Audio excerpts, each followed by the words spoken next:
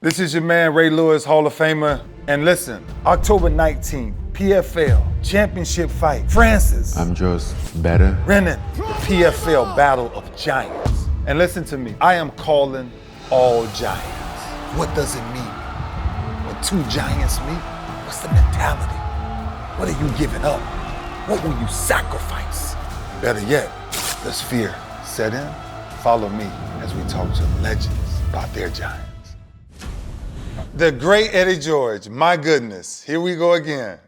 Yes, sir, here we go again. Brother, listen, man, first of all, I love you. I'm glad you're doing well.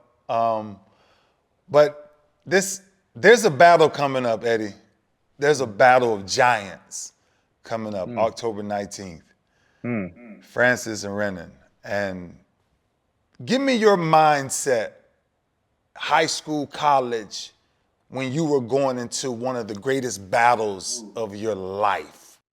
The mentality, man, is set way before the week. You know, it's set in the off season. Honestly, when you look at the schedule, you know who you got.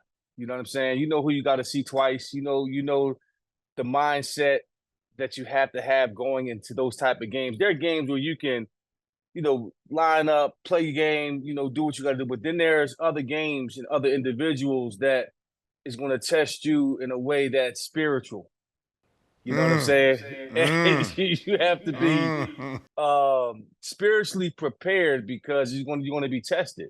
Because there'll come a time when you might get hit a certain way, and you got to answer back, and you got to be okay. I gotta shake this off. I can't show no weakness. I got to come back out here. I got to come do this. So it's that part is what some guys don't understand, man. Like, the way we played the game, it was we loved the game and we played for a purpose. We played, it was not like for money. It was the right. It was to be great. You know what I'm saying? Yeah. And that to me, when you have to prepare for that, man, that is something that you have to start in the off season and understanding the buildup that it takes to get to that moment. Because I tell you what, there are certain games where I would like, look, I don't want my family around me. I need to be quiet. I need to get my scripture. I need to stay focused. I need to just have everything locked in, looking at film, every minute detail, see the game played in my head, and there's no games played. So it's that's how it was for me, and it's like that for me now as a head coach. Francis and Renan are two massive guys. Did you ever adjust your game because somebody was taller than you? You got to think about these guys now. This is a one-on-one battle. They have a one-on-one battle. Did you ever look at someone and said, I have to change my game because of their size or because of... Wow. Yeah. Well, you look at their tendencies like we all do. You study players, you study defenses, and you will look at certain players and say, okay, he's stiff hip, so I know I can get him with a juke move and then and lay into him. Or if he's too elusive, okay, then I got to go straight at him. You know what I'm saying? Looking at his size, you do the tail of the tape, and you look at, okay, how is he in the first quarter? Is he willing to go in there and bang? How is he in the fourth quarter? Is his conditioning up? Does he miss tackles? I mean, so all of those things I would look at when it came to defenders, especially linebackers and safeties, guys that I would see, and certainly fronts, to see how you can manipulate that. So it's so important that you look at different guys differently so you know how to attack them. Because if you have the same game plan without any counter move off of that, then you're setting yourself up for failure. You know what I'm saying? Because if you only play one certain type of way and that's catered to your strength, then they take that strength away. Then what do you have? You're not evolving as a player. You know what I'm saying? And it could be mentally, it could be physically. Yeah. But I think the studying your opponent is the number one thing you can always do. You're in the car. You're in the car. The car is quiet. And you're on the way to probably one of your biggest battles against the greatest force that you have never seen yet. What do you tell yourself before you get out of that car? Honestly, I don't I trusted the work.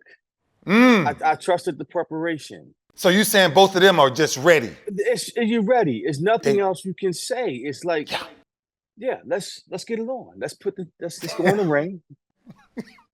Let's put these gloves on and let's battle because I'm ready. I'm gonna put you on the spot. Francis Renan. You got to choose. Who you choosing, Eddie? Woo! The person that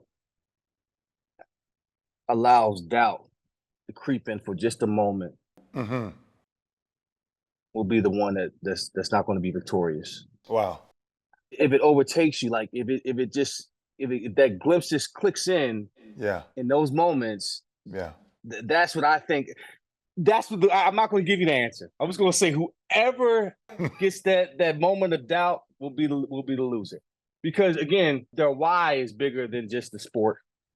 They're fighting for something different. One is fighting for notoriety, for more.